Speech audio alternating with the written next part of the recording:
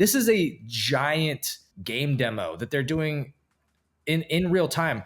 Most video game publishers that are developing these types of games do not do this shit publicly because they're testing out this shit.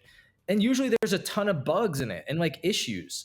So the fact that this is going as well as it is, that the gameplay experience is as smooth as it is for the vast majority of people, and it's showing all these different cool mechanics and parts of the world that they are actively developing out, I just think like the people that are funding this shit literally just have no context for like how difficult it is, what's actually happening from like the development standpoint of like how incredibly rare this is. Like, can you give me an example of a massive MMORPG metaverse game on this scale where you've got like 7,200 people all playing together, where they're doing live product demos like this? Like, please show me one.